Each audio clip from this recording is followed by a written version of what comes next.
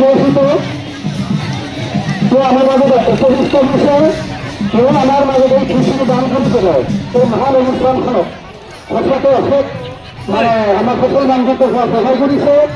আজি যিটো খুচি আগবঢ়াইছে আপোনালোকৰ মাজত তেওঁলোক পুৰুষৰ লগতে আমি পুৰুষৰ সমিতি ফালৰ পৰা এখন প্ৰদান গ্ৰহণ কৰা পাইছোঁ।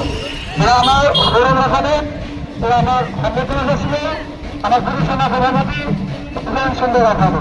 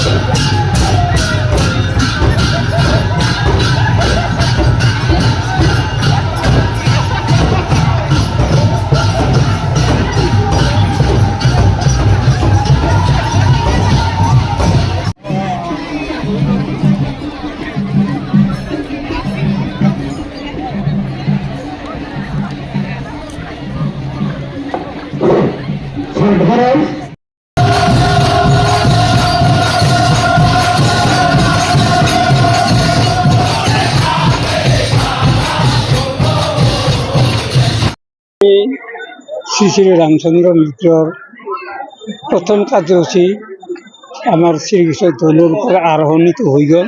তাৰপিছত দ্বিতীয় কাৰ্যসূচী এই হোলী খেল ৰং খেলটো উলহ মালহেৰে ৰং খেলে হাজাৰ হাজাৰ আমাৰ ভক্তপ্ৰাণ ৰাইজে পুৰুষ মহিলাসকলে মিলি উৎসৱ ৰং উৎসৱ হৈ খেলি শেষ কৰিলে। এতিয়া আছে তেওঁলোকৰ আমি কিছু খিচিৰি ব্যৱস্থা কৰিছোঁ, খিচিৰি খাই পেলাই যাব। আৰু অহাকালি আমাৰ ৰাতিপুৱাৰ কাৰ্যসূচী হ'ব। ৰাতিপুৱা নাম কীৰ্তন, হোম যজ্ঞ আৰু নাম প্ৰসংগ, বিভিন্ন ধৰণৰ নাম প্ৰসংগ হ'ব। আৰু দুপৰীয়া আবেলি ঢুলীয়া দ্বাৰা ঢুলীয়া নৃত্য প্ৰদৰ্শন হ'ব আৰু সন্ধিয়া এই ঢুলীয়াবিলাকৰ দ্বাৰা নাট প্ৰদৰ্শন। তাৰপিছত তৃতীয় দিনাহে একেই কাৰ্যসূচী। তাৰপিছত ইয়াতে মাজতে এটা আমাৰ আৰু অলপ বেলেগ ধৰণৰ কাৰ্যসূচী লৈছোঁ। আমাৰ এই অঞ্চলবাসী যিমানবোৰ গোসাঁই থান আছে তেওঁলোকক আমি নিমন্ত্ৰণ কৰিছোঁ। তেওঁলোকে আহিব, আমাৰ এই পূজা মণ্ডপত আহি উপস্থিত হ'ব। আৰু বিভিন্ন গাঁৱৰ বিভিন্ন অঞ্চলৰ ভদ্ৰলোকসকলক আমি আমন্ত্ৰণ জনাইছোঁ। তেওঁলোকে আহি আমাৰ এই সভাত উপস্থিত থাকিব। আৰু সন্ধিয়াৰ লগে লগে আমাৰ তৃতীয় দিনৰ কাছে সন্ধিয়া আমাৰ যাত্ৰাভিনয় আৰম্ভ হ'ব।